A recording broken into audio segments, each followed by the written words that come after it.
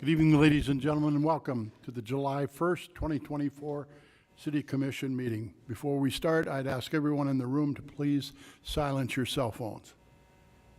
With that, please join me in a Pledge of Allegiance.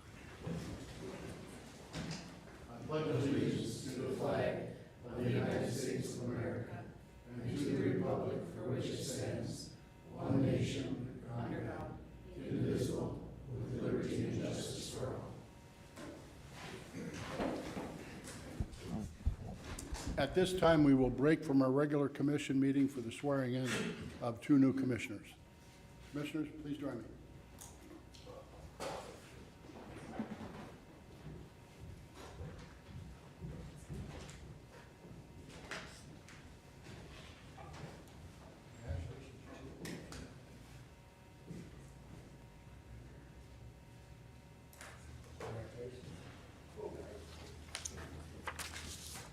Have Amy and Rory over here, please. All commissioners over here.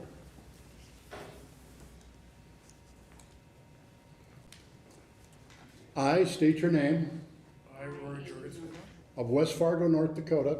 West Fargo, North Dakota, Do solemnly swear or affirm solemnly swear or affirm that I will support the Constitution of the United States that I will support the Constitution of the United States and the Constitution of North Dakota, and the Constitution of North Dakota, and I will faithfully discharge and I will faithfully discharge the duties of the office West Fargo City Commissioner the duties of West Fargo City Commissioner according to the best of my ability. according to the best of my ability. So help me God. So help me God. Welcome. Congratulations.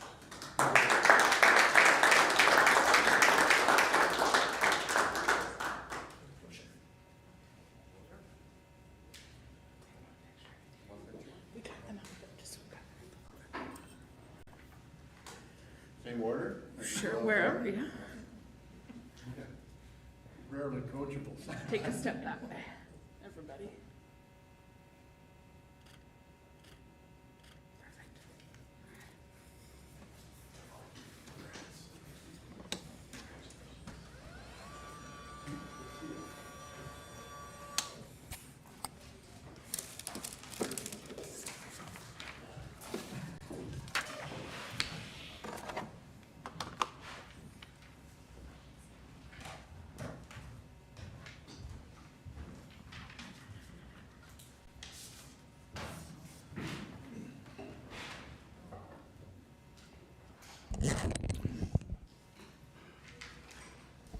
Welcome, Commissioner Jorgensen and Commissioner Zundel. We're delighted that you're joining us in this endeavor as a commissioner of the city of West Fargo.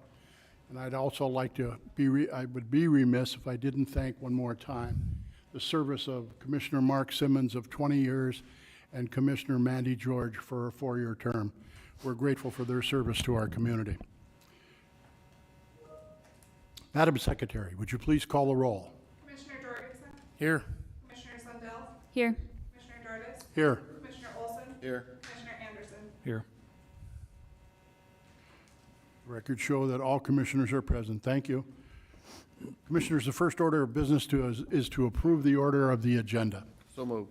Commissioner Olson moves to approve the agenda as presented. Is there a discussion? Or is there a second? Excuse me. I'll second. Commissioner Zundel seconds. Been moved and seconded to approve the order of the agenda as distributed and presented this evening. Is there any discussion? Hearing none, all those in favor, please signify by saying aye. Aye. Opposed? Motion carried. Item F is the appointments of positions, portfolios, and committees. They have been distributed. They are on the website, and this evening I'm going to go through a number of the appointments, but not all of them. Some of them are other committees that take place within the communities and within the counties. The appointment of Vice President, Board of the City Commission will be Brad Olson. The appointment of the municipal judge will be Trent Barkus, and the clerk of court will be Amy Kramer. Appointive officers, City Administrator, Dustin Scott. City Attorney, Onstead Twitchell, PC. Lead Counsel, Mr. John Shockley. City Engineer, Dan Hansen. Fire Chief, Dan Fuller. Building Inspector, Mark Hausch. City Assessor, Nick Lee. I forgot the police chief. Pete, relax, you're still, Police Chief Pete Nielsen. Appointment of portfolios, sanitation, Rory Jorgensen. Streets, water, and sewer, Amy Zundel. Police and fire, Brad Olson. Administrative services, Bernie Dardis. Community and developmental services, Robin Anderson. Again, these are the primary portfolios. The secondary portfolios are as such: sanitation, Amy Zundel. Streets, water, and sewer, Brad Olson. Police and fire, Bernie Dardis. Administrative services, Robin Anderson. Community and developmental services, Rory Jorgensen. And again, the other appointments are posted online and for your review there. Commissioners, I would ask for a motion to approve these appointments. Move to approve. Thank you, Commissioner Anderson. I have a motion to approve. Is there a second? I'll second. Commissioner Jorgensen seconds. Been moved and seconded to approve the appointments as presented this evening, July 1st. Is there any further discussion? All those in favor, please signify by saying aye. Aye. Opposed? Motion carried. Thank you, Commissioners. The next order of business is the approval of the minutes of June 17th. They have been distributed and are in your packets. Move to approve. Thank you, Commissioner Olson. Is there a second?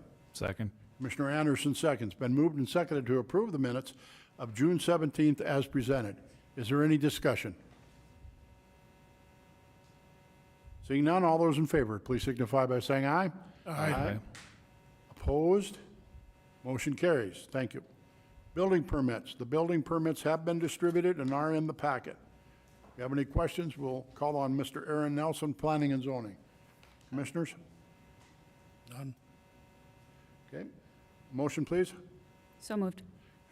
Make a motion to Commissioner approve. the Zundel building moves to permits. approve. Thank you.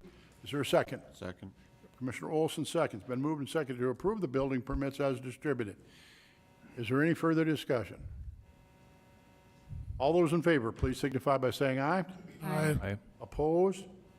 Motion carried. The next order of business is the consent agenda. We have items A through G. Move to approve. Thank you, Commissioner Anderson. Is there a second?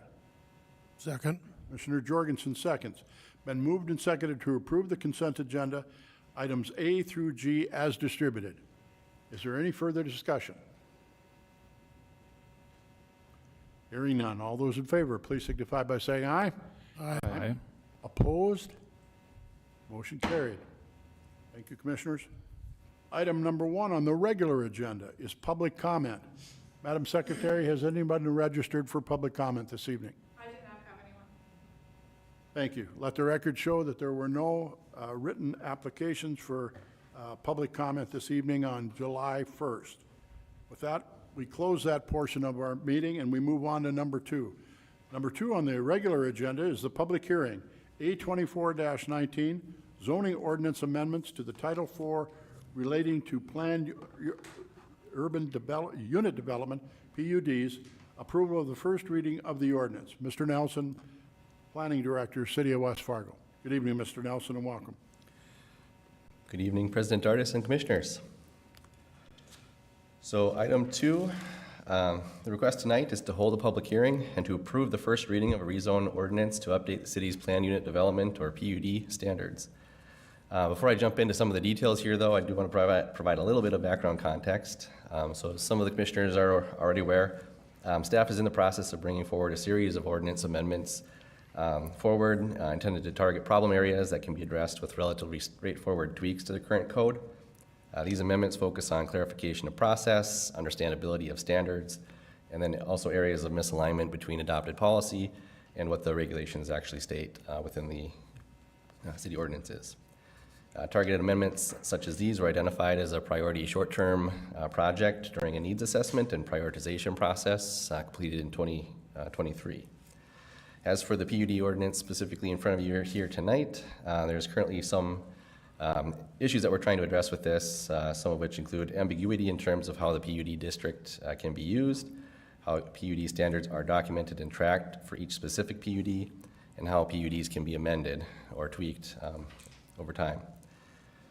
Additionally, the current approval process for PUDs involves a total of 5 different public meetings, while most other development entitlements involve only 2 to 3 public meetings.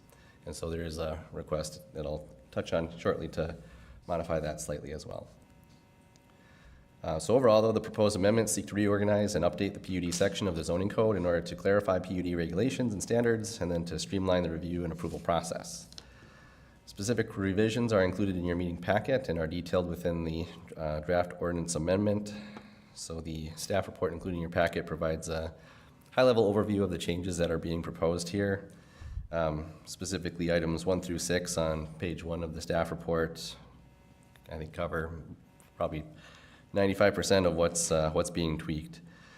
In addition to the proposed ordinance amendments that we're looking to make, we're also looking to modify the way that the PUD is documented, which is one of the issues that we're looking to address with this overall process. And so in addition to these modifications to the PUD ordinance, one of the things that we'd be looking to change is the way that when a PUD zoning ordinance change is brought to the City Commission, one of the things we'd like to do is document the specific modifications that are being requested as part of that PUD within the actual ordinance document itself. And so any deviations from kind of the standards of the zoning code would actually be memorialized within the ordinance. So it's kind of clearly stated within the ordinance itself. So with that, maybe just to touch on a couple of these really quick, and I'll zoom into the staff report here. So I'll circle back to number 1 here because it's one of the attachments included in your packet includes a graphic that will be helpful in describing that. But we're looking to add some requirements for the application process in terms of the applicant being required to demonstrate some type of a public benefit for why the city should approve the PUD. And then just a quick summary on PUDs themselves.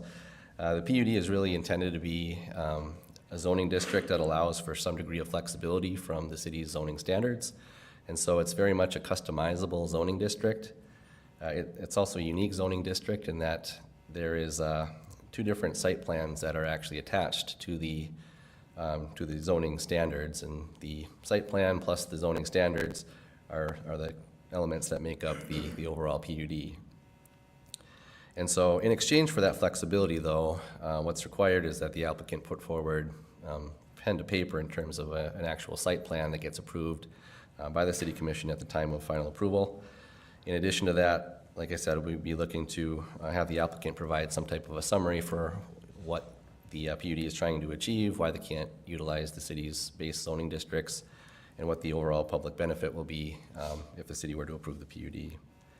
We're also looking to add some specifications for what standards are eligible for modification by the PUD and which standards are not eligible. We're looking to add some standards of review, so some review criteria for the PUD detailed development plan.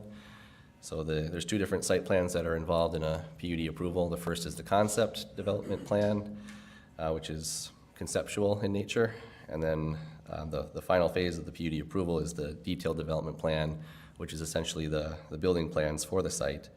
And so it's natural for there to be some degree of deviation from what's shown on the detailed development plan versus what was shown at the concept level, just based on small tweaks that have to be made throughout the kind of the architectural and engineering design phase of a project. And so having some criteria for how much deviation is acceptable is the intent there. And then also some clarification on how phased PUDs and PUD amendments are handled. Sometimes we might have a large project that is developed in phases over a number of years. And so there is some expectation with the PUD that the project is approved in total at the conceptual level, and then as the different phases of development occur, they might come in for multiple different approvals of that detailed development plan for each phase. And so how are we documenting that and tracking that over time? And then lastly, just some clarification about how the sign code applies with the PUD district standards. And so there is included in the ordinance some slight tweaks to the sign code just to clarify what sign regulations apply to a PUD district. So those are the main elements. And then, like I said, just to circle back to number 1, we're looking to modify the approval process slightly. And so included in the last couple of pages of attachments in your packet here, we've got a little graphic that illustrates the current PUD approval process. And so the PUD itself is approved in two different stages. Stage one is the first area kind of circled in red there. That includes the rezoning request to actually rezone a property to the PUD zoning district. And at the same time that that request comes forward, the applicant is also applying for their concept development plan. And so that's, again, the conceptual site plan showing the layout of the site and, you know, where buildings will be located, where parking will be located, what kind of landscaping they might have, things like that. And so the rezoning and the concept development plan are reviewed in tandem with one another. And so they generally follow the same path. Their application is submitted to staff. Staff reviews it, puts together a staff report. We issue public notices, both letters to surrounding property owners as well as public notice within the forum newspaper legal section. And then the Planning and Zoning Commission reviews both of those elements at a public hearing at a Planning and Zoning Commission meeting. And then they provide a recommendation for the rezone. But with the concept development plan currently, they're the decision maker. They approve or deny the concept development plan. The rezoning, since it is a rezoning, it is required to be approved by ordinance, and so that moves forward to the City Commission. In practice, since the rezoning is presented to the City Commission, we're also basically presenting the concept plan to you anyway. There's two readings of the rezone ordinance. The first reading takes place at a public hearing, and then there's a follow-up second reading of that ordinance. And so that concludes stage one. At that point, it gives the developer some degree of confidence that they can invest additional funding into their project to finish up some of the design elements, if you will. And once they're ready, they'll come forward for stage two, which is the final element to the PUD, the detailed development plan. And so they'll submit an application to staff. That application will be put on the next Planning and Zoning Commission agenda. They'll review it, they'll provide a recommendation, and then it will come to the City Commission for final approval. So that's how the process works currently. Like I said, there's 5 different public meetings that take place as part of this current process. And so the change that we're proposing here is that the concept development plan, instead of the Planning and Zoning Commission being the deciding authority on that, they would be the recommending body on that, and the concept development plan would go to the City Commission for the actual approval. Since the City Commission is already approving the rezone anyway, that makes some sense. And then with the detailed development plan, the proposal here is that the Planning and Zoning Commission would be the deciding authority there. And so with that deciding authority, again, one of the recommended changes that we're making here, or recommendations for changes that we're making with the ordinance, is that we establish a set of review criteria so that the Planning and Zoning Commission have something to review. They'll review the detailed development plan, they'll compare it with the concept development plan that was previously approved, and then they'll make sure that what's being constructed is in fact what they said they were going to construct at the time of the concept development plan approval. With that change in authority, though, we do kind of highlight the fact that all things that the Planning and Zoning Commission approve are appealable. And so if there is some discrepancy or some concern that an applicant has if the Planning and Zoning Commission were to deny a detailed development plan, for example, they would have the option to appeal that decision within a 10-day period after the Planning and Zoning Commission makes their decision. And so ultimately, there is a path for it to end up in front of the City Commission. So with that, that's kind of a high-level summary of the changes we're looking to make.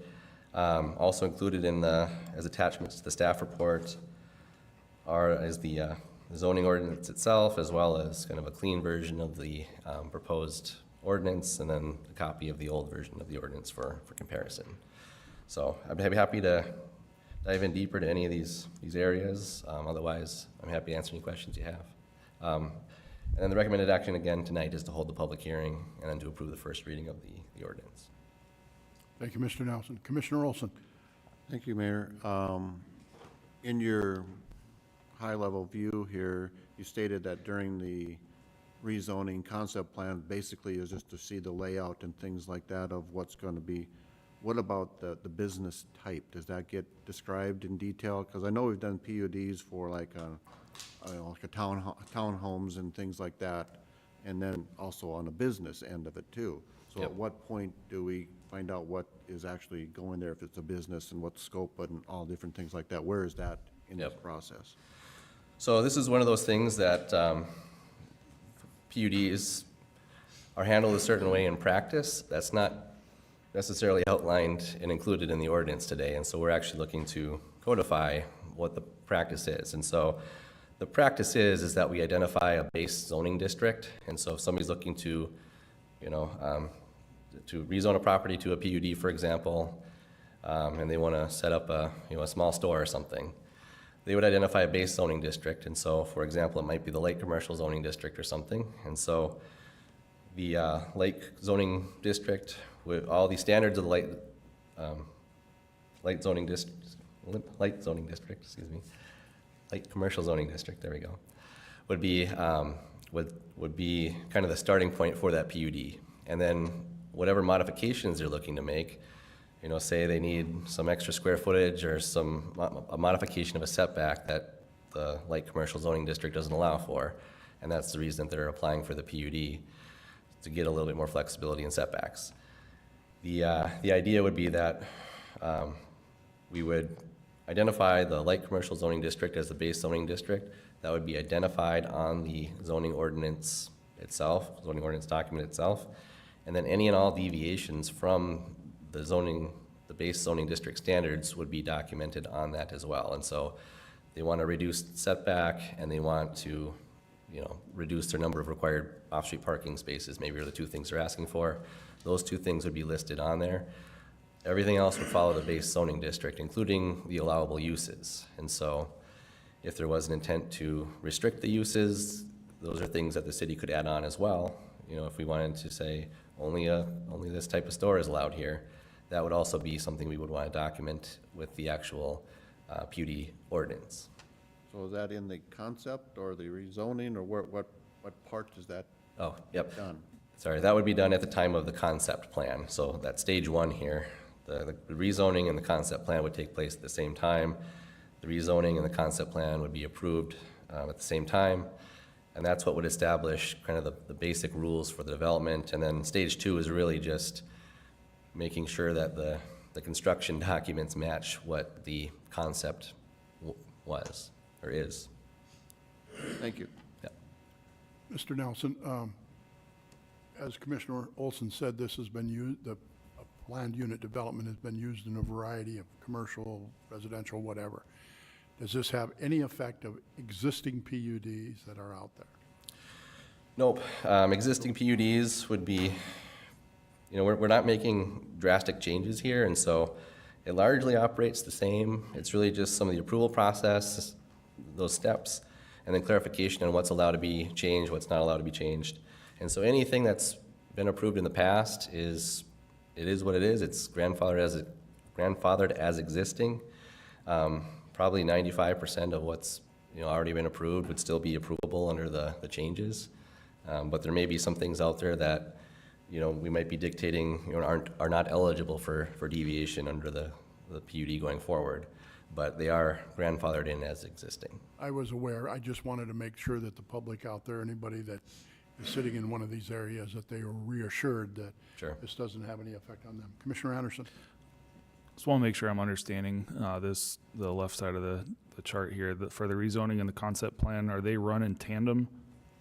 Okay, Correct. so when we do the legal notices that are being issued now, and we add another one for the concept plan, that just kind of goes into the one that was already going out for rezoning, correct? Yeah, so they're kind of next to each other for purposes of legibility, but really you can almost lay them on top of each other. So they're the same meetings, the same notices go out. It's all one package, if you will. No additional cost then. Correct. Thank you. Additional questions? You have something? Yeah. Commissioner Zundel? I know as we move forward, this is a very dense topic, obviously, on day one. So one of the things that I potentially wanted to discuss was an opportunity for us to maybe meet to understand the planning needs assessment more, since we haven't really been able to meet with you in the 10 minutes we've been elected, and maybe just see some examples of where we're having struggles with this. I know a lot of our I would say, frustration with the public would be over a lot of some of these zoning requirements. So I know personally I would like to entertain a motion if everyone would be willing to table a vote until our next meeting. Commissioner Zundel moves to table this to the next meeting, July 17th, I believe it is. Correct? I'll second. I have a motion and a second. Mr. Shockley, do you have a comment? Yeah, thank you, Mr. Commission President. I believe it is a public hearing, so we'd still need to take public comment. Okay, very good. So is there any additional questions for Mr. Nelson as we are still in the regular agenda? All right, we move out of the regular agenda. Now we're in public comment. Does anybody from the public wish to speak to this item? Does anyone from the public wish to speak to this item?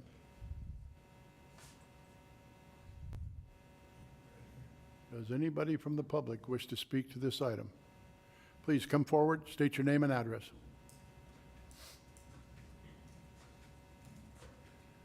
Good evening, welcome. Good evening. Dave Withy, 2421 McLeod Drive East. I think as one of our new commissioners just mentioned, I read through the documents, but I can't myself fathom what the occasion would be for it to be used. So if also we could have examples of how it would be used, it'd be appreciated, speaking as part of the public. Thank you. Thank you, Mr. Withy. Is there anyone else that would like to speak to this item? With that, we close the public hearing. We are back on the regular agenda. The commission has before it a motion to table this to the next July meeting. We have a motion and a second. Is there any further discussion? Hearing none, all those in favor, please signify by saying aye. Aye. Opposed? Aye. Motion carries on a 4-to-1 vote. Thank you, Mr. Nelson. Item number 3 is a project number 9040, lighting standard improvements, HSP to LED, citywide. Mr. Dan Hansen, our city engineer, is presenting. The purpose is to review bids and concur with the North Dakota DOT to award a contract. Mr. Hansen. Thank you, Commissioner President Dardis and Commissioners. This is a project that's been brought forth before you several different times. The city received a carbon reduction program grant to do this work, and it's been taken through the bidding process. The DOT actually conducted the virtual bid opening on June 14th, 2024. There was a total of 3 bidders, and Sun Electric Incorporated, having the lowest bid of $374,431, was the low bidder. The bid was under the engineer's final design estimate. The staff has reviewed the bid's results and recommend concurring with the North Dakota DOT to accept the bid and award the contract to Sun Electric Incorporated. And with that, I would answer any questions. Any questions for Mr. Hansen? Commissioner Jorgensen. So if the project is $374,000 and some change, and it says a $75,000 match to upgrade, how does the city's cost get to $102,000? If you take a look at the original bid of the $374,431, the DOT recognizes a 10% contingency of things that could happen in the field. So if you take that number, multiply that times 1.1, and then take the percentage that is per the grant, I believe that was approximately $309,000 or so that they would put towards this if we were to have, say, change orders that would add cost to the project. So as it's bid, if there are no change orders, there are no contingencies used, we would be closer to the numbers as presented. Thank you. Any additional questions, Mr. Hansen? Again, this is an actionable item, and we're looking to approve the bid. Motion to approve. Commissioner Jorgensen moves, Commissioner Olson seconds. We have a motion and a second to approve and award the bid for the lighting standard improvements on project number 9040. Is there any further discussion? Hearing none, all those in favor, please signify by saying aye. Aye. Opposed? Motion carried. Thank you, Mr. Hansen. Thank you. Item number 4 is an update on the Senior Director of Administrative Services We call on Sarah Goshovic, Director of Human Resources. Good evening and welcome. Good evening, Commissioner, and the new commissioners as well. So a brief update on the Senior Director of Administrative Services and a little bit of background just for transparency purposes for our public. The committee selected for identifying the Senior Director kind of changed up given the time schedules with the commissioners that we had on that committee, as well as a few other key points. So I just want to make sure that this update includes everything that has taken place to date, such as the final voting committee for the Senior Director of Administrative Services consisted of now Commissioner Zundel and Commissioner Jorgensen, as well as Commissioner Anderson, former Commissioner George, our Economic Development Manager Casey Sanders, and our Director of IT Heider Howitzer. This is a change up from what it was before. Of course, it did have Commissioner George as well as Commissioner Anderson, but it also had our City Administrator Dustin Scott. He chose to recuse himself from being a part of the final vote and that final discussion, just to avoid any perception of bias that might be formed from his alliance with the city. So he was recusing himself from that. We also gathered input through our department heads that directly report to this position and or a department representative, as you know, we don't have a finance director, and so we had a representative from that group. And we also had our other senior directors and chiefs there to interview the two candidates and go through that process. Chief Fuller was absent due to the fire that took place last Friday, but the others were available to join. So after that entire process, it is the decision of the search committee that they would like to recommend that Nick Lee be offered the position of the Senior Director of Administrative Services for the City of West Fargo. Thank you, Mrs. Goshovic. Commissioners, any questions?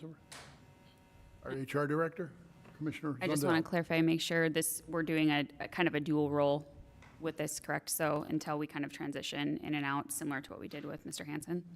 Exactly.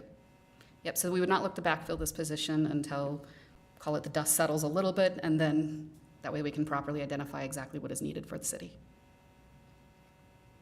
Commissioner Olson. Does this need our commission action to approve this? Did we do that when we hired Dan? I can't remember. Because we did our appointments earlier, this will be a separate one. Okay, We because I didn't see it. approved this as an appointment. I didn't see, oh, there he is. Oh, he's listed as city engineer. Yeah, but he's also, Our home rule charter does not list the senior directors as positions that have to be appointed by commission, so they would not be on your list. so then that is not an appointment by the commission. Mm-hmm. That is an No. appointment by the HR and our city administrator. Right. It is, however, a practice that we get the blessing of the commission, shall we say, I before stand- making such an appointment. Thank I you. just wanted to make sure. that Yep, we- you're right, you're right. That is an And just to your notion there, Commissioner Anderson, Nick Lee would remain the city assessor for those purposes until that position was filled, much like Dan Hansen. Any additional comments, questions of HR? All right, very good. Thank you. Next order of business is number 5, our city administrator's report. Mr. Scott?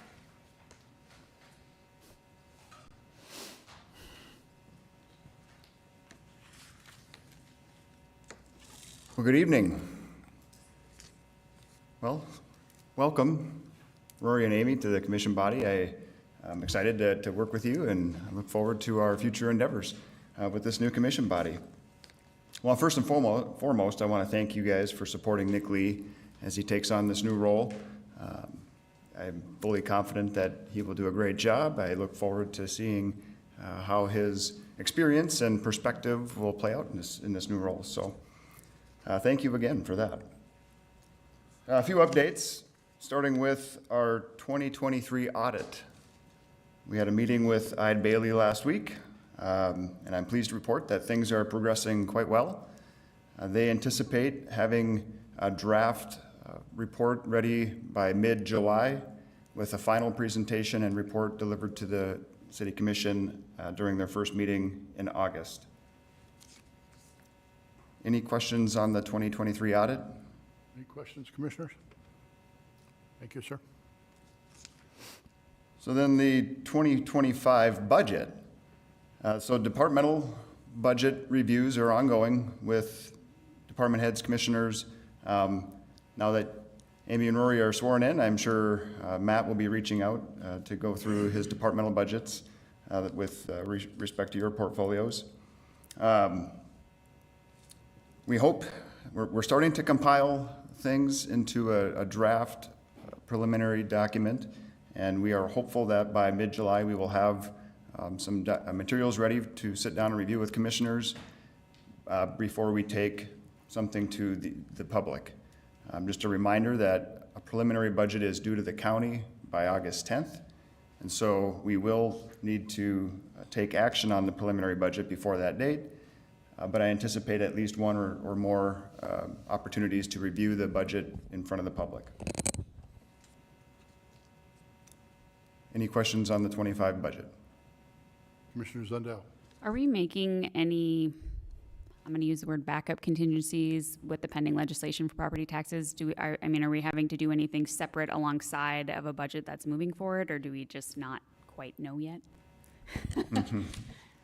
Question of the day, maybe? Well, absolutely a good question, and one that has risen in the past several months. I can say specifically we have not done anything to date, but I fully anticipate that being part of the discussion as we move forward. I'm not sure exactly what we would do. I've heard of other cities starting to plan, and that could be something that we look to, but at this point, we have done nothing within our preparation to account for the potential passing of that legislation. When Mr. Scott and I have visited, I've told him to just stay the course, basically. Sit down with your department heads, and the department heads being as honest and forthright as they possibly can be as to what their needs are for our city and to provide the services that they're all dedicated to. With that being said, then, obviously, once we have the numbers come together, then we have to evaluate how that falls in with what the existing mill levy was for last year. Of course, Mr. Lee will be involved in what our property valuations are and all of those types of things. So all that still has to come together. That being said, I would encourage all of the commissioners, specifically to your portfolios and your second portfolios, to meet with those department heads, that you're comfortable that we are where we need to be with regard to our budget moving forward. We have Representative Jim Jonas is in the room, and as he well knows, if this gets on the ballot, and if this ballot is passed by the taxpayers of North Dakota, it takes effect immediately, literally immediately. So a good portion of the session will be determined how they're going to deal with that and to give some clarifications to all the local jurisdictions of how they might have to address that. But that being said, our budget would be locked into this 2025 budget for perpetuity because it's now in the Constitution. And so there would be requirements of some other elements of legislation that we may have to pursue in order to continue to provide the services that we have. The easy answer here is live within our means, what we have going for 2025. But when you have a city that grows like we do, that has demands for police and fire protection, plowing our streets and things, it's going to take all five of us to be fully engaged in evaluating where we're at. And then it will take all five of us, if the circumstances are that this does pass, that we spend time with our legislators, our local legislators, and educating and explaining the impacts and the ramifications that this may have on our city. So it's a wait and see situation, unfortunately. But from the standpoint of yourselves, the best way you can prepare yourself is to have an integral knowledge of those budgets to make sure that the requests that are coming forward are in the best interest of our taxpayers. I've been closely involved in this. I'm in some of the coalitions with some other organizations. The coalitions of Keep It Local is the coalition that it is. And the city of West Fargo has not designated that because I've never asked the commission to do that. But the North Dakota League of Cities is part of that coalition. The Fargo-Moorhead Chamber of Commerce, the Fargo-Moorhead Economic Development, they're all parts of that coalition. Go ahead, Mr. Scott.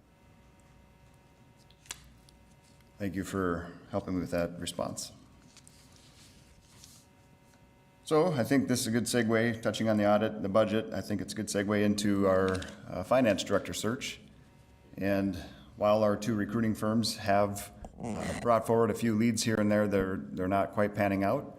But staying optimistic, as of this morning, both Sarah and I were updated by each of our recruiters that they do have additional leads coming forward that they are checking into, and we're hopeful that by the end of the week we will have some additional names to meet with, and fingers crossed we'll find a director soon enough. So any questions on finance director search? Any Commissioner? Okay, last item for me would be 4th of July. It's coming. It's here on Thursday, so with that, city offices are closed, and also a good opportunity to remind everybody about our fireworks ordinances. As you know, we do allow and permit the use of small fireworks from 8 in the morning to 11:59 p.m. at night on July 4th. Would you restate that, 11:59 on July 4th? 11:59 I p.m. encourage our public Central Time. to note that at midnight on July 4th, they are no longer allowed to be fired. I had it to Absolutely. me that, could we use July 5th as a rain date? And that's where Emily shared with me too, that there have been an outpouring of questions coming in, some of them relating to the weather. Our ordinances cannot change that quickly. So that would take a change or amendment of the ordinance. So at this point, no, the answer is a no. We are not going to rain delay our July 4th fireworks. So that said, the fire department was working with our communications staff to get a press release out this morning. If you haven't seen it, it is a good read to touch on safety, touch on some additional rules and regulations regarding fireworks. The police department has a great website that all of the legal information, as well as, again, additional safety tips. So always encourage people to go check all of that out before they engage in those patriotic activities. And goes without saying, be a good neighbor, be responsible, be safe. We certainly don't want to see any accidents on the 4th of July. So that is all I have for you tonight. Any last questions for me? Commissioners, any questions for Mr. Scott? All right, thank you. Thank you. Commissioner Jorgensen brought up a good point. I've received a number of emails today asking if they can shoot them off July 3rd. I hadn't got any on July 5th, but asking for July 3rd because July 4th is potential rain day. And the response has been that our municipal codes, our city ordinances would not allow us as commissioners to do anything like that, because an ordinance change takes a first reading, a second reading, takes about a week to get it, all the wording in there. So it's a full month process in itself.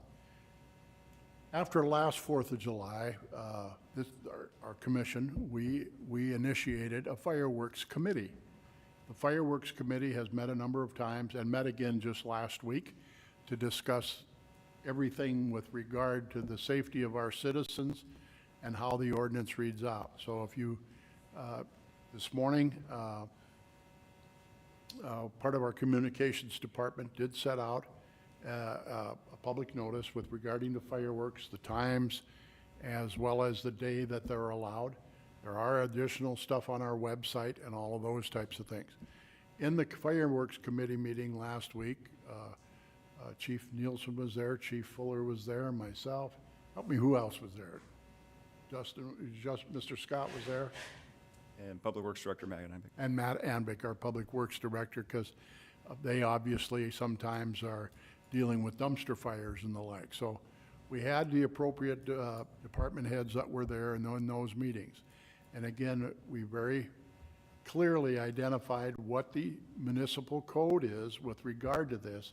And so all of our correspondence going out to the taxpayers on our city website, on these public notifications, from communications, from the police department, from the fire department are consistent.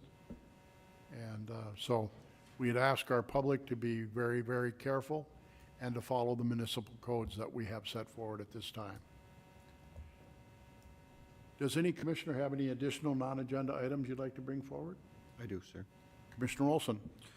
Thank you. I received a phone call from a resident down in the Wilds development about the closure of the roundabout at Cheyenne Street and 52nd Avenue. For those that don't know, there is 9th Street West stops at the city of Horace, and there's a gate across there.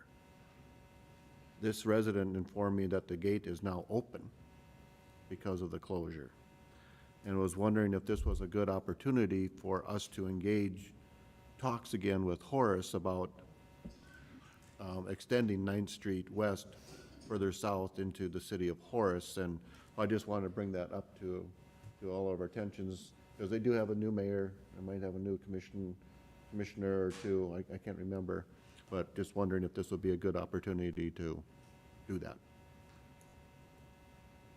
Mr. Scott? Absolutely, yes. It's always on the table to discuss, and I can gather information on where we've been and where we are today. But yes, always opportunity to bring some things forward again and take a look at them, and maybe we'll come to an agreement to get a road down there. One of the points that was raised by the resident was emergency services getting in and out because of that closure. They've even run into it with deliveries. Delivery trucks coming from Horace, and the Google Maps or Apple Maps or whatever takes you there, but then there's a gate. And you can't get, then they have to backtrack and go all the way around. And now with 52nd and Cheyenne closed at the roundabout, it's gonna make things more difficult. But it's kind of odd that they close off that road there. Be like us closing off a road going into Fargo somewhere, you know, on 7th Avenue or 15th Avenue, saying, nope, you're done. So just thought this would be a good opportunity to reach out again and get that discussion flowing. Absolutely, and just to clarify, that road would be in the city of Horace, so Right. it's entirely on their right-of-way. The gate is within their right-of-way. Yep. I know that, I believe their fire chief some months ago recommended that they keep the gate open permanently, but we can certainly reach out and try to engage in discussions again. Thank you. I've been involved in those discussions with the mayor of Horace when Mr. Peterson was still the mayor. I have not had conversations with their new mayor, but I believe that's called the Greyhawk. Is that correct? So, Yeah, Greyhawk and Ponderosa. yeah, those folks who are adamant that they help maintain those roads and the dust and all of that type of thing. So it's been difficult to get the commission to consider upgrading those roads, you know. But, you know, that's, as you stated, that's their purview, not our purview. So we can continue to do some work with that to try and see if we can't work out something and have some discussions, but we don't have any authority in that area. And again, we've heard that way back when you know, the Wilds 23rd edition was 21st, 22nd, 23rd. These discussions have been going on as long as the 6 years that I've been elected. And our concerns about public safety and exiting. And of course, the other thing is that the traffic coming out, you know, when those gates are closed, all the traffic comes out to 52nd. And then, you know, to all of those residents, because their students are in the collective zone of Horace, you know, for the high school. So it's an interesting issue, and we'll continue to monitor it and try and work toward a resolution. Any commissioner have any other non-agenda items that you'd like to bring up? Does any department head have any non-agenda items that you'd like to discuss with us this evening? Mr. Hanson. Mr. Hanson? Thank you, Commissioner Dardis and Commissioners. Just wanted to, you've all probably heard the news, but we were successful in submitting and receiving a raise grant for the railroad bridge that would be part of the 9th Street Northeast reconstruct project. We were granted $23.8 million approximately to put towards that bridge, and along with that, BNSF has also, they've committed, haven't gotten the paperwork from them yet, but another 5% on top of that. But that 5% only goes from abutment to abutment, I've been told, so it ends up being about 2.5%. But that was a huge win for us as a city, and the travelability, emergency services. 9th Street Northeast is the only roadway that you can take all the way from the north, all the way to the south. So just the response times and things that not having to wait for a train or jot over to 45th or Center or 9th Street Northwest, it's a huge win for our city. So wanted to take this opportunity to say thank you to all the local politicians, the governor, yourself, Mr. Mayor, the Chamber of Commerce, the businesses in the area. There was a lot of people that wrote letters in support for us to get that. We honestly were not anticipating that we were going to be able to get the raise grant. We were really holding out our hopes on the RCE grant, which hasn't even opened up yet for applications, which now we don't have to apply for anymore because we were able to get that raise grant. So it's a huge win for the city of West Fargo and its constituents. And again, just wanted to thank everybody that helped make that package palatable to them so that they would award us that money. Thank you, Mr. Hanson. Thank you. Great point. As Mr. Hanson said, we worked on soliciting letters from Governor Burgum, Senator Hoban, Senator Kramer, Congressman Kelly Armstrong, our local representatives, our state senator Judy Lee has specifically had a letter for it. It requires a letter from myself as an elected official, but all of these folks went to bat for us.